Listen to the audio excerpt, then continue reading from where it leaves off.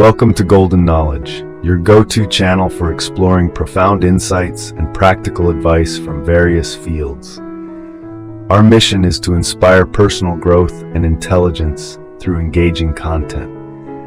Today, we delve into the journey of acquiring knowledge and enhancing your intelligence in straightforward, actionable ways. Join us as we unravel the essence of learning and self-improvement. So you aspire to attain intelligence. In much of the world, there's a prevailing narrative that you need to invest 12 years in school, followed by 4 years in college, and then an additional 6 years of postgraduate education to be deemed knowledgeable. However, what often emerges from this arduous journey is not enlightenment, but rather a staggering accumulation of debt and a sense of being adrift, akin to homelessness. Not a joke, unfortunately. On the bright side, when you express your frustrations on platforms like Reddit about the job market, at least you can do so with impeccable English skills. If you haven't deduced the essence from the title yet, let me assure you, becoming intelligent is remarkably straightforward, even if you sometimes convince yourself that your genetics are stacked against you. When comparing ourselves to the vast spectrum of animal life, we are in fact quite formidable. When individuals like you and me declare our desire for increased intelligence, it encompasses a multitude of aspirations. We yearn to acquire practical skills, preferably ones that can generate income. We seek proficiency in problem solving, often with the hope that it leads to financial gain. We aim for higher scores on assessments like the GED and tackle challenging subjects to bolster our earning potential, all while relishing the opportunity to impress others. Ultimately, we want to engage in conversations that convey intelligence, garnering respect without being labeled as nerdy or socially awkward. However, here's the catch. Much of the advice available online tends to be vague and philosophical, so abstract that it feels as if only the likes of Oprah or Socrates could genuinely benefit from it.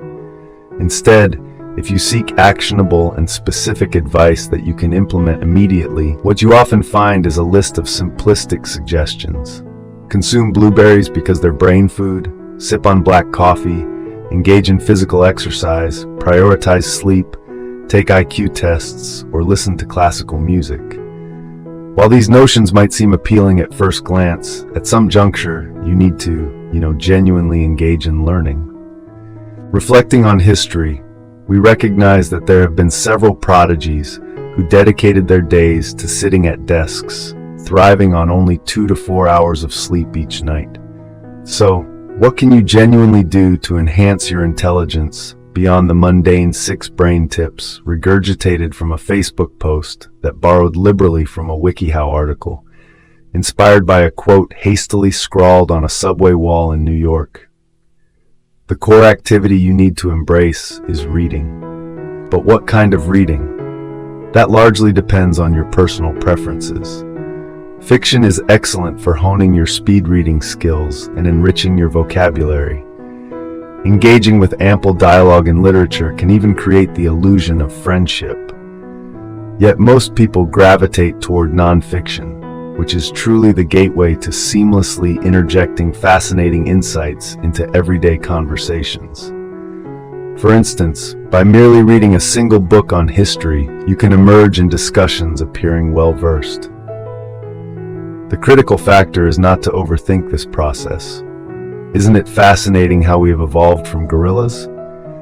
Yet, the truth remains that evolution isn't linear, and numerous hominin species coexisted on Earth, making it impossible to designate one as simply a gorilla.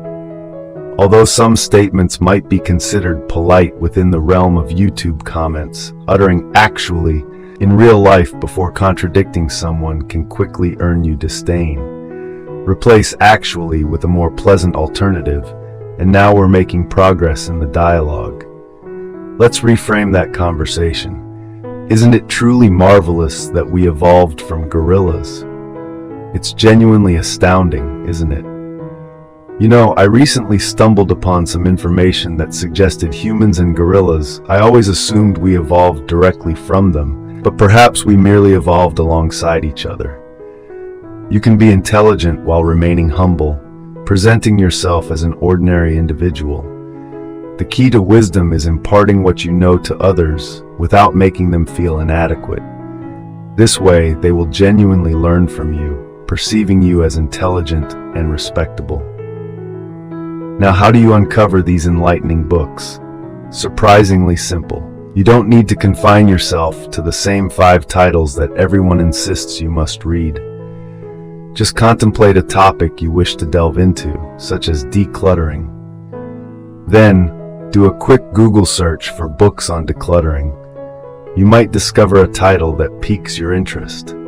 Often, these books come with a price tag, but if your fingers happen to glide across your keyboard just right, you might inadvertently stumble upon a website where you can casually search for the title, click on the first link, and oh no, you've accidentally downloaded a file and opened it with your preferred ebook reader. Now that you have the book, you'll find that not only can you extract intriguing information for conversation, but you'll also acquire a wealth of practical skills. Before embarking on learning a new skill, here are 10 essential points to keep in mind. First, unless you actively practice the skill, your brain will regard it as irrelevant and promptly forget it. Second, mastering a skill only requires 20% of the knowledge to achieve 80% proficiency. So, I suppose we can transition to the next step. This concept is known as the learning curve. It's a graphical representation illustrating how your proficiency in a skill evolves over time. As you can see, with just a little practice, you can make significant progress early on, but you must engage in consistent practice. No one learns to tie a tie by merely watching a video. The only way to master the art of tying a tie is to watch a tutorial while simultaneously practicing the knot. The same principle applies to reading books. Merely reading does not equate to becoming smarter. You must provide your brain with reasons to retain the information contained in the book. So after reading a chapter about tidying up a bedroom, get up and tidy up a bedroom. It doesn't even need to be your own, just tidy one up. And now, you will never forget that lesson. But imagine if that were something you couldn't practice right away, like envisioning yourself reading a book about cars, and you come across a diagram showing how to jump-start a dead car using a functional one. Ideally, you would read about it and then put it into practice. However, not everyone has the luxury of 2 cars sitting around to experiment with. Yet, you can still engage in practice by merely visualizing. Picture the moment you'll need to know how to jump-start a car. Place yourself in that scenario, find a video, and pretend that it's your car. By mentally simulating the entire process from start to finish, you convince your brain that you've utilized all that information, and now you'll remember it. Meanwhile, someone who merely looks at the diagram and tries to memorize it will still be at a loss when faced with the task of jump-starting a vehicle. This is the method by which you cultivate intelligence, employing everything you learn, and if you can envision yourself in a moment where that knowledge proves beneficial, you essentially mirror how the entire education system functions. You acquire a fragment of information, and since it will take approximately 15 years before you can genuinely apply it, your teacher crafts a hypothetical situation where that information becomes useful. This is, in essence, what tests are, exams laden with questions pertaining to that very information. If you answer incorrectly, you fail, or in South Korea, you might even face imprisonment. Just kidding. That's only if you cheat. This is usually sufficient to prompt your brain to at least attempt to retain the information. The only drawback is that once the test concludes, your brain will declare that the information is no longer useful, leading you to forget it. Some individuals believe that repetition, spaced learning, or studying in intervals, or even mind mapping will enhance their performance and accelerate their learning process. But the reality is that taking practice tests yields the most favorable results, as they simulate real-world scenarios where you will need to employ what you've learned. If you lack any practice questions, create your own and convince yourself that the stakes are exceptionally high. Imagine dangling off a cliff with one arm while someone is there to pull you up, but only if you can enumerate all the parts of a human cell. The essence of learning is about making information seem useful to your brain, which is why textbooks represent the most efficient format for rapidly acquiring knowledge. They are devoid of excessive information, guiding commentary, or distractions. They consist solely of pure information and a plethora of practice questions. And if you find yourself unable to solve them, you'll need to flip to page XXVV2 in the appendix for assistance. Textbooks are not designed for the average learner, as they lack the allure of watching a YouTube video on a topic, only to forget everything within an hour.